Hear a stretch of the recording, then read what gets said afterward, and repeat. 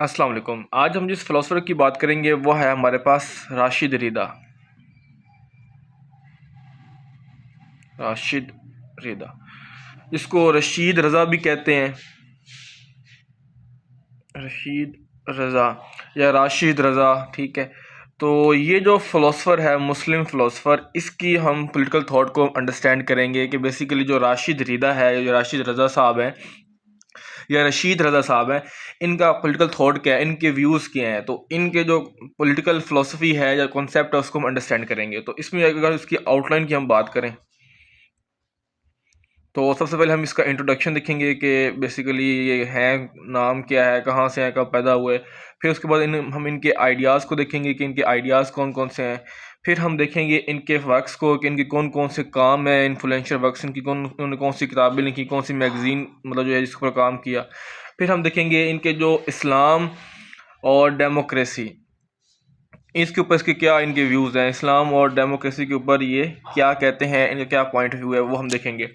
फिर हम देखेंगे इनकी कंट्रीब्यूशन क्या है, राशिदा की जो कंट्रीब्यूशन है, मींस के इनके क्या, वही इनका काम क्या है, इनके जो फिलॉसफी है वो क्या है मुस्लिम पॉलिटिकल थॉट में, इनकी हम देखेंगे कंट्रीब्यूशन, मुस्लिम पॉलिटिकल थॉट।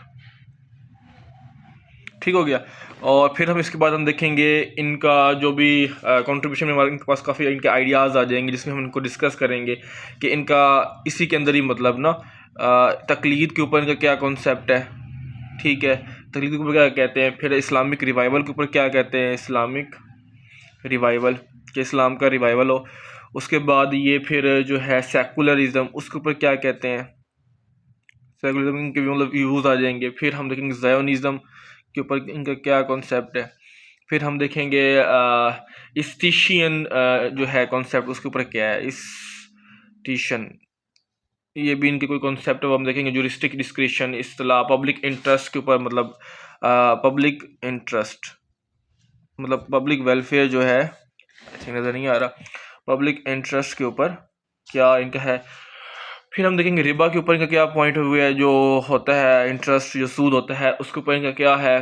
ठीक है, फिर हम देखेंगे एंटी कॉलोनियलिज्म के ऊपर क्या इनका पॉइंट ऑफ व्यू है, एंटी कॉलोनियलिज्म, एंटी कॉलोनियलिज्म। उसके बाद फिर हम आएंगे इनकी फ्रीमसनरी अप्रोच के ऊपर, फ्रीमसनरी।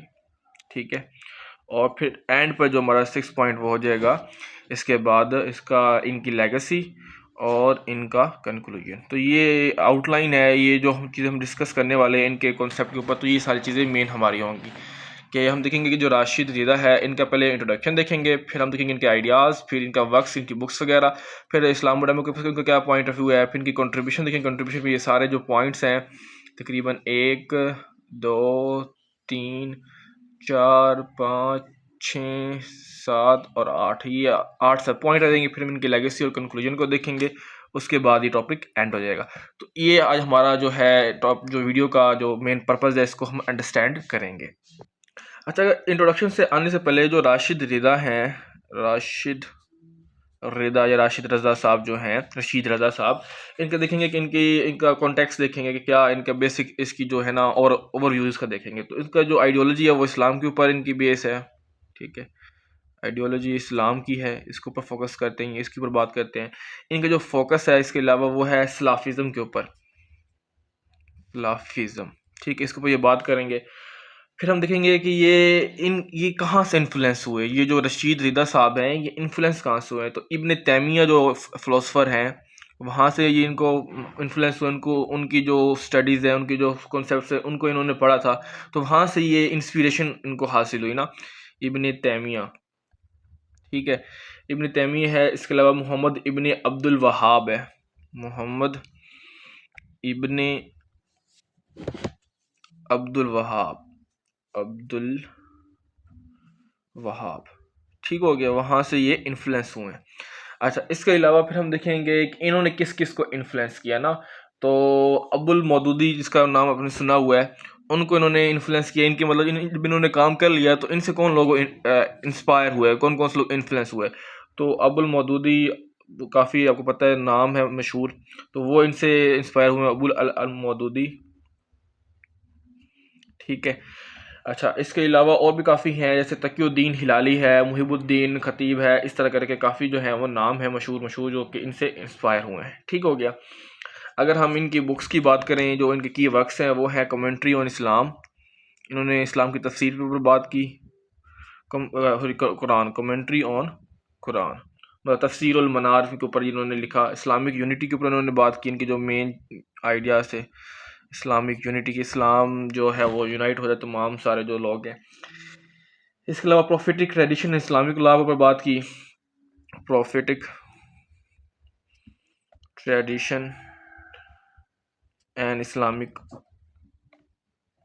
लॉ के ऊपर बात की। और फिर लास्ट पे है वहाबीट्स एंड हिजाज, ये उन्होंने इसको किताब मतलब जो है इनकी राइटिंग्स जो हैं उन्होंने काम की हैं वो है द वहाबीट्स एंड हिजाज। ठीक हो गया। तो ये हमने इसके पहले थोड़ा सा देख लिया, राशिद रिदा साहब जो हैं इनकी थोड़ी सी ओवरऑल बैकग्राउंड हमने देख लिया कि इनकी आइडियोलॉजी जो उनका फोकस है सलाफिज़म के ऊपर है, और इब्न तैमिया से ये इन्फ्लुएंस हुए हैं, अब्दुल वहाब से ये इन्फ्लुएंस हुए हैं, फिर इन्होंने अब्दुल मौदूदी को इन्फ्लुएंस किया, फिर इनके जो वर्क्स हैं, जो इन्होंने किताबें लिखी, जो इन्होंने मैगजीन लिखी, जो राइटिंग है, वो सारी ये चीज़ें हैं। ठीक, अब हम आते हैं प्रॉपर टॉपिक के ऊपर। अब हम पहले देखते हैं इंट्रोडक्शन को। अब अगर इंट्रोडक्शन की बात की जाए तो इसमें हम कहते हैं कि ये जो है सुन्नी इस्लामिक स्कॉलर है। ठीक है, सुन्नी इस्लामिक स्कॉलर।